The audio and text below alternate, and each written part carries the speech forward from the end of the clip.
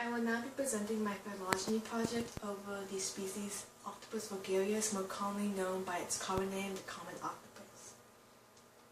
The common octopus is in the kingdom Animalia, and there are certain criteria an organism must meet in order to be classified in the kingdom Animalia.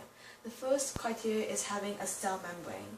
After that criteria is met, the next criteria is having a nuclear membrane. The next criteria after having a nuclear membrane is not being a single-celled organism, but rather a multicellular organism. And after these first three criteria are met, the species can be classified in the kingdoms Fungi, Plantae, or Animalia.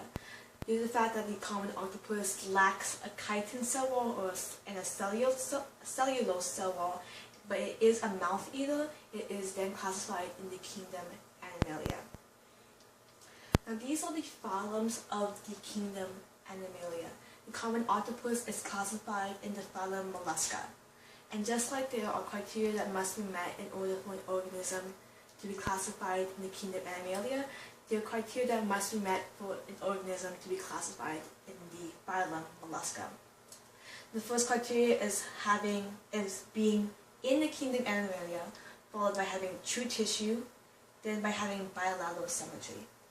The next criteria is having a colon, or a body cavity. And after an organism has a colon, there are two paths it can go in its embryonic development that help determine its classification. An organism can either be a protozoan or a deuterosome.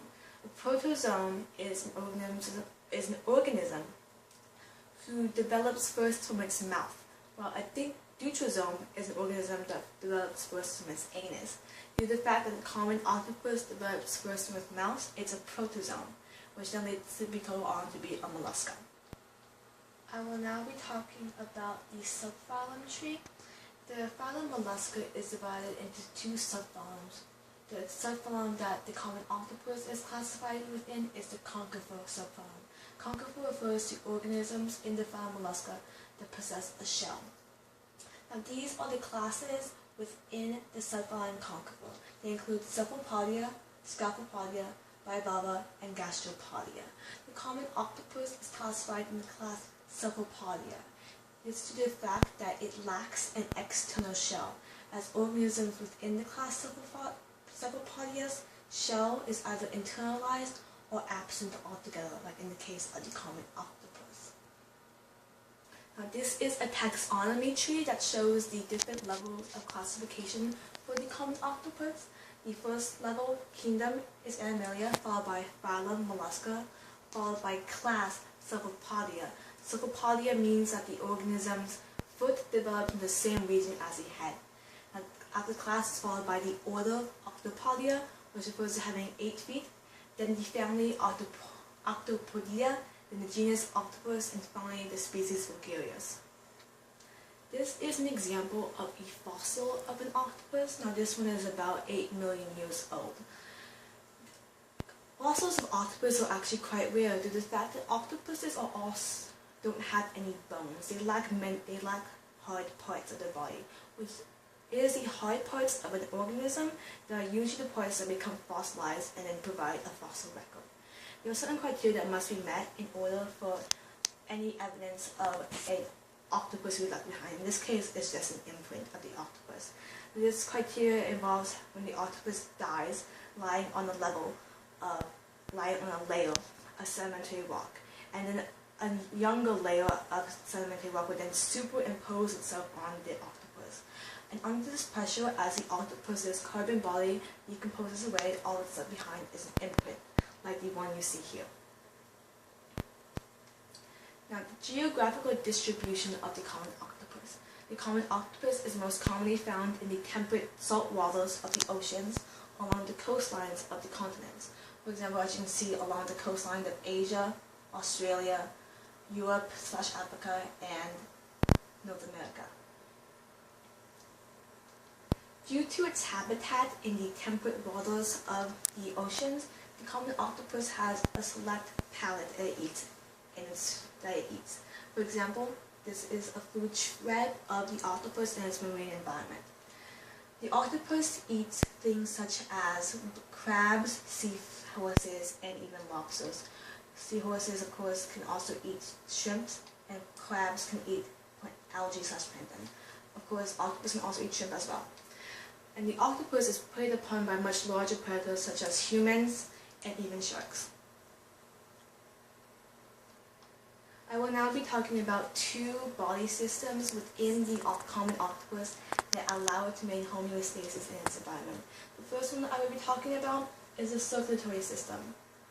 Something unique about the common octopus is the fact that unlike most organisms in the phylum Mollusca, which have an open circulatory system, the common octopus has a closed circulatory system.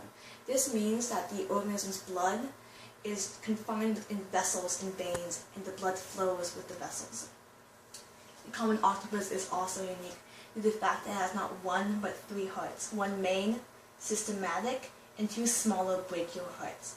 The two smaller brachial hearts are located near the gills of the octopus, and it's their job to pump the low oxygen concentrated blood through the gills to make them become high oxygen concentrated. The flow of blood goes as such. Low oxygen concentrated blood will come into the vena cava and go down to the brachial heart.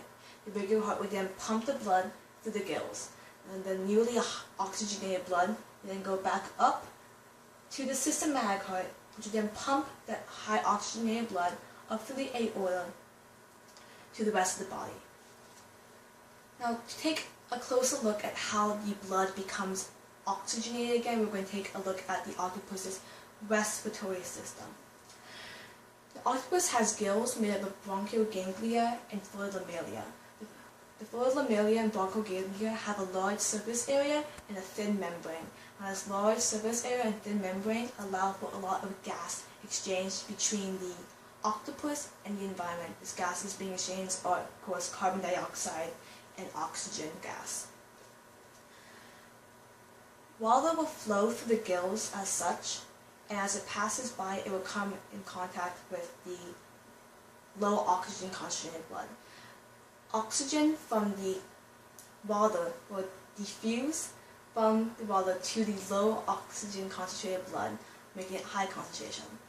Now, this exchange is facilitated by something known as countercurrent. In countercurrent, the flow of the water goes in one direction while the flow of the blood goes in the opposite. For example, in this case, the water flows from left to right, while the blood flows from right to left. Now, this facilitates in the diffusion of the oxygen from the high concentration water to the low concentration blood. And of course, after the blood becomes highly oxygenated again, it will go back up to the systematic heart, as previously mentioned, with the circulatory system, and be pumped out to the rest of the body.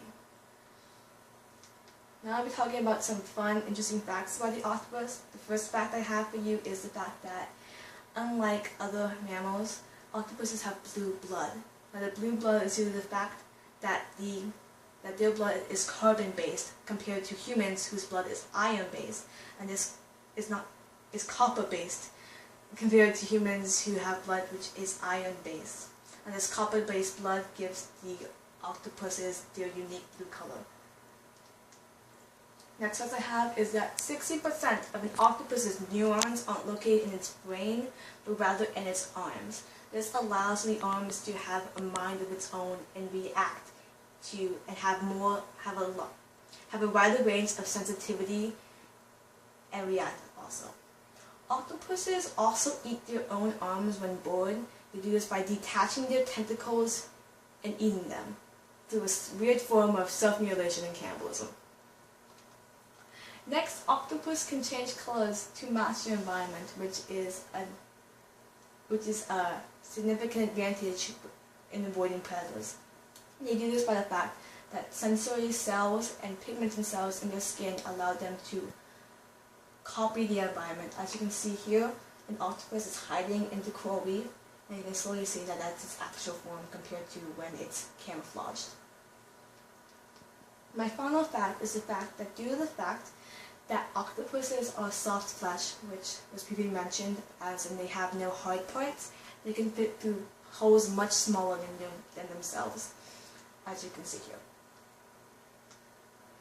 And that concludes my presentation.